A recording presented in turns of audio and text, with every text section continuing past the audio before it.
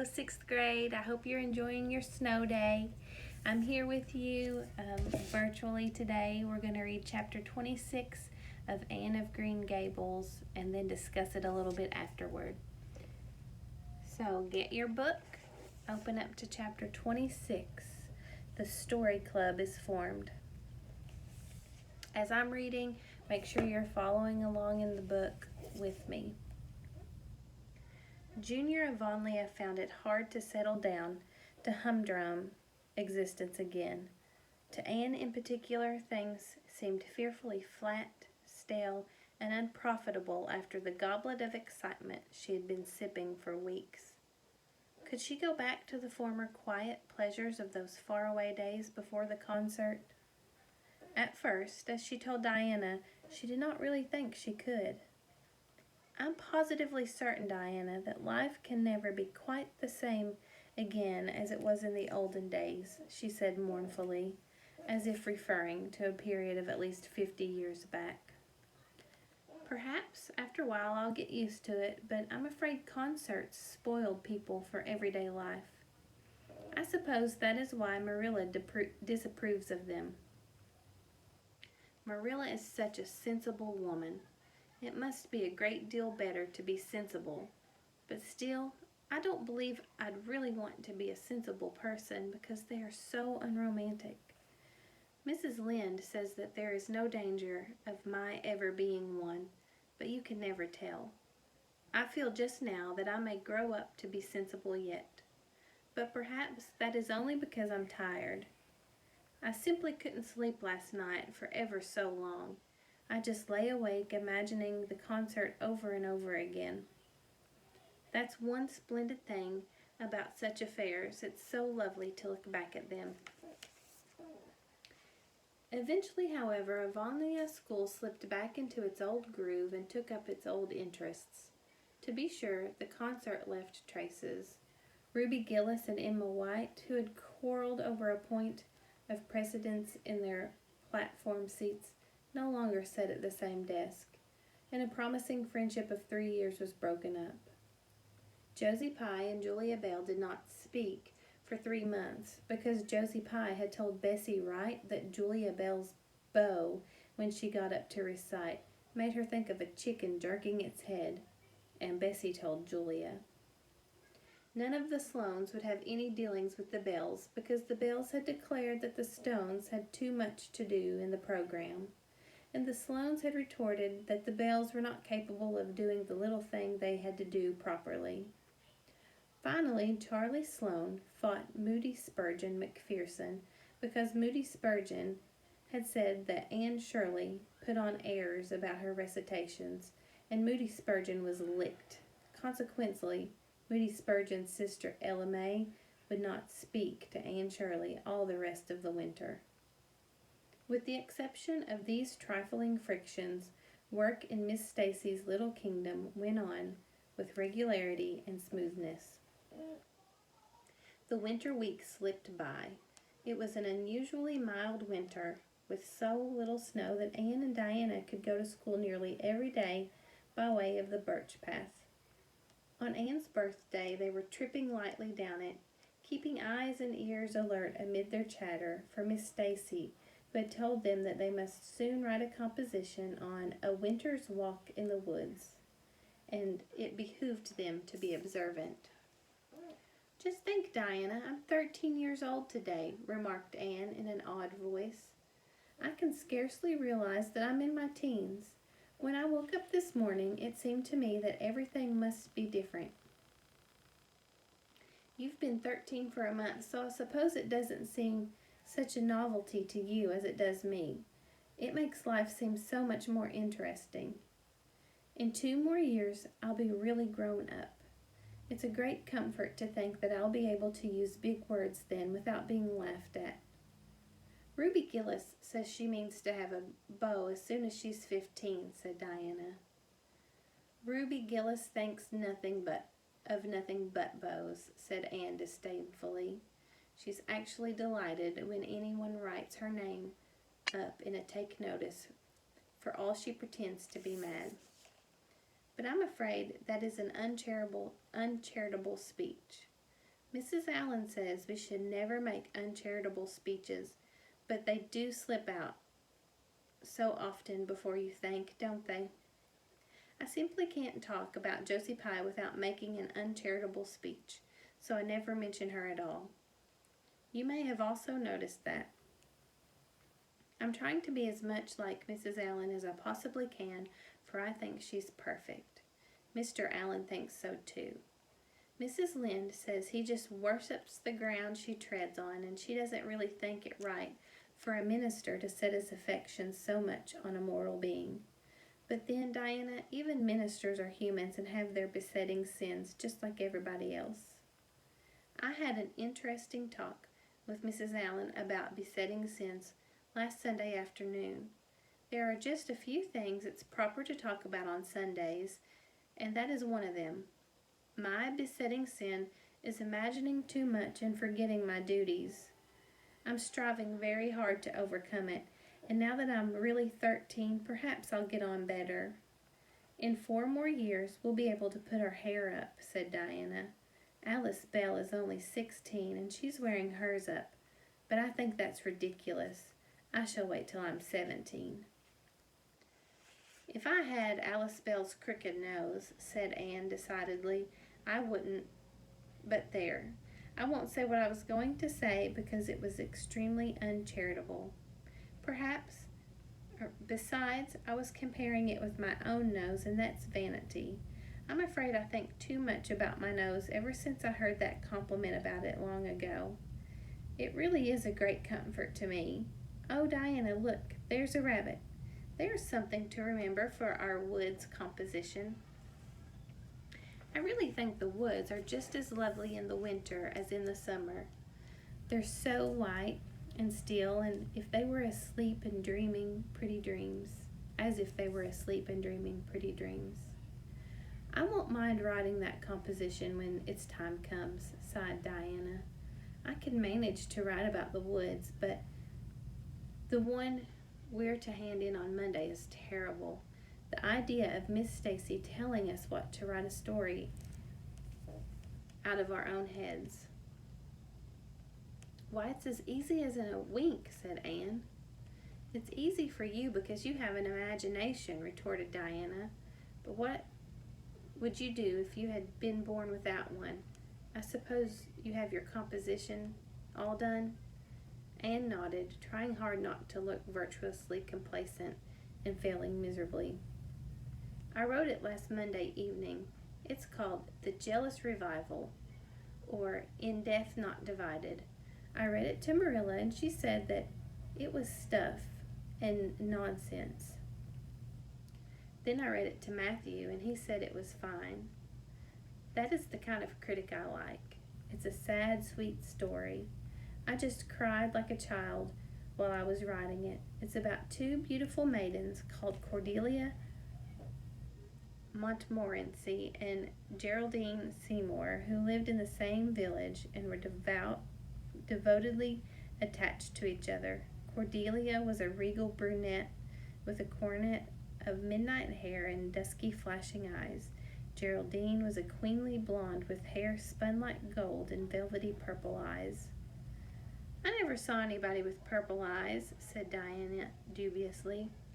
Neither did I. I just imagined them. I wanted something out of the common.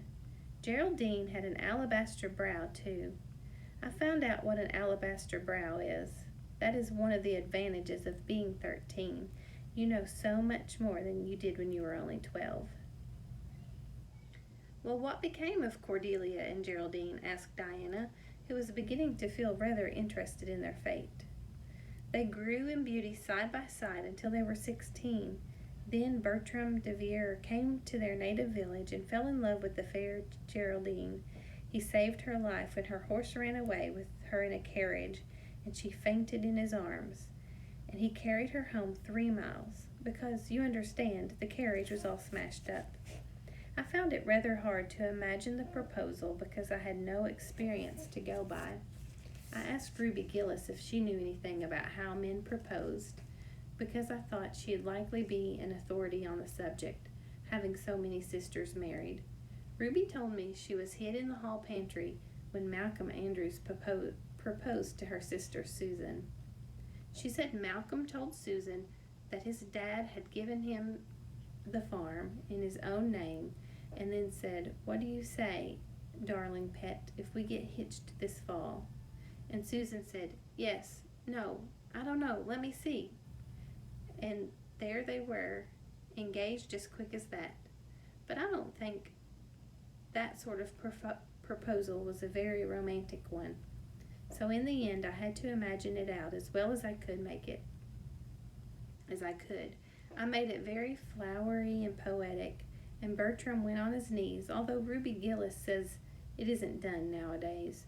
Geraldine accepted him in a speech a page long. I can tell you I took a lot of trouble with that speech. I rewrote it 5 times, and I look upon it as my masterpiece. Bertram gave her a diamond ring and a ruby necklace and told her they would go to Europe for a wedding tour, for he was immensely wealthy. But then, alas, shadows began to darken over their path.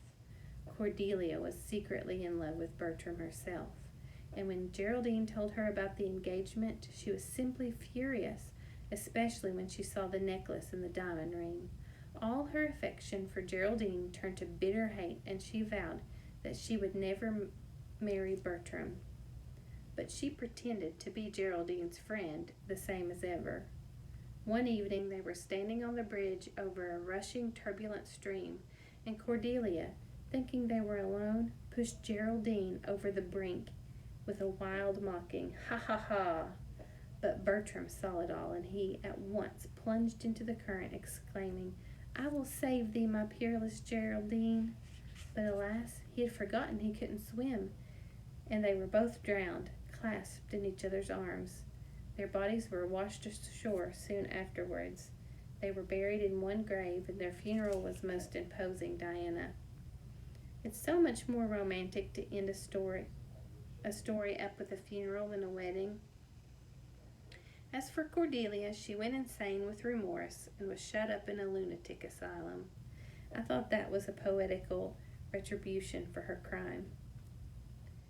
"How perfectly lovely," sighed Diana, who belonged to Matthew's school of critics. "I don't see how you can make up such thrilling things out of your own head, Anne. I wish my imagination was as good as yours." "It would be if you'd only cultivate it," said Anne cheeringly. "I've just thought of a plan, Diana.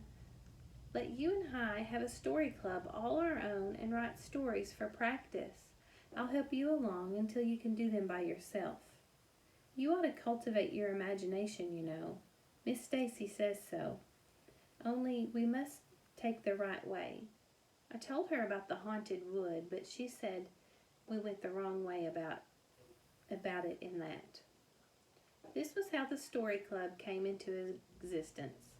It was limited to Diana and Anne at first, but soon it was extended to include Jane Andrews and Ruby Gillis, and 1 or 2 others who felt that their imaginations needed cultivating. No boys were allowed in it, although Ruby Gillis opined their admission would make it more exciting, and each member had to produce 1 story a week.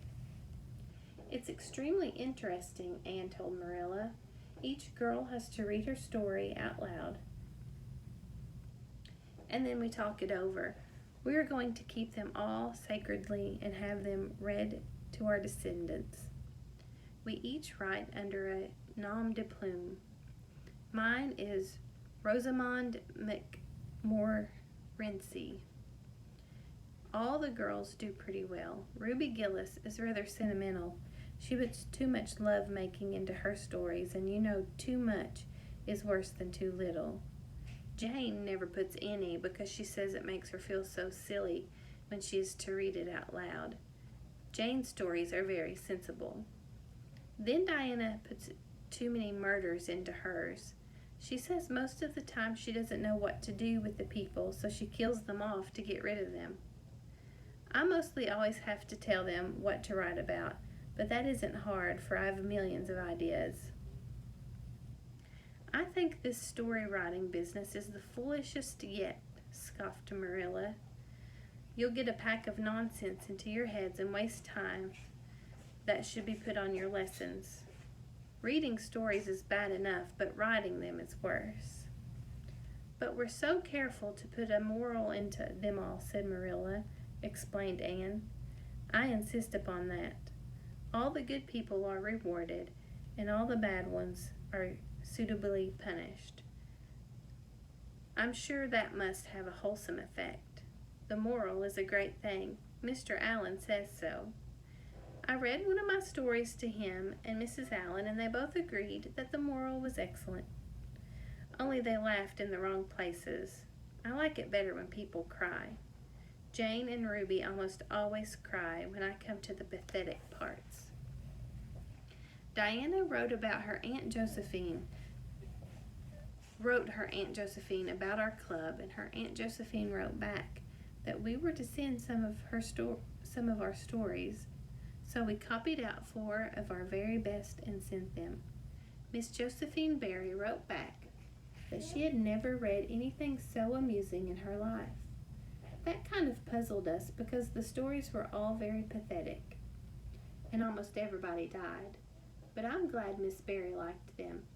It shows our club is doing some good in this world. Mrs. Allen says that ought to be our subject in everything. I do really try to make it my object, but I forget so often when I'm having fun. I hope I shall be a little like Mrs. Allen when I grow up. Do you think there is any prospect of it, Marilla? I shouldn't say there was a great deal, was Marilla's encouraging answer. I'm sure Mrs. Allen was never such a silly, forgetful little girl as you are. No, but she wasn't always so good as she is now either, said Anne seriously. She told me herself. That is, she said she was a dreadful mischief when she was a little girl and was always getting into scrapes. I felt so encouraged when I heard that. It is very wicked of me, Marilla, to feel encouraged when I hear that other people have been bad and mischievous. Mrs. Lynde says it is. Mrs. Lynde says she always feels shocked when she hears of anyone ever having been naughty, no matter how small they were. Mrs. Lynde says she once heard a minister confess that when he was a little boy he stole a strawberry tart out of his aunt's pantry. She never had any respect for that minister again. Now, I wouldn't have felt that way. I'd have thought it was a real noble of him to confess it.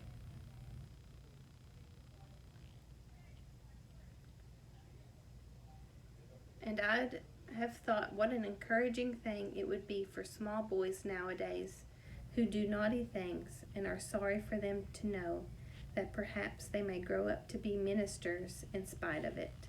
That's how I'd feel, Marilla. The way I feel at present, Anne, said Marilla, is that it's high time you had those dishes washed. You've taken half an hour longer than you should have with all your chattering.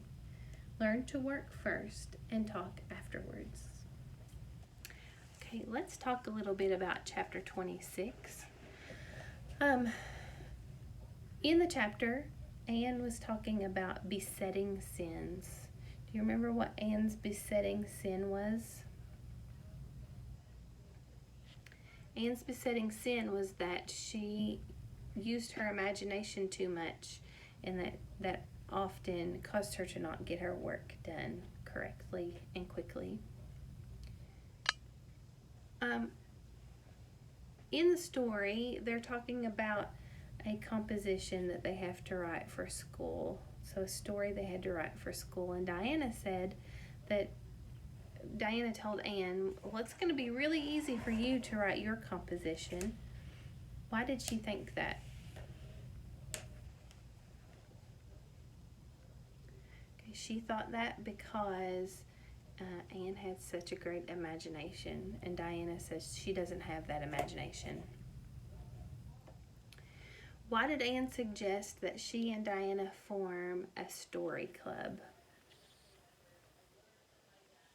So they formed a club to practice writing stories together, And Anne suggested that because Diana felt like she wasn't good at writing stories because she felt like she didn't have a good imagination.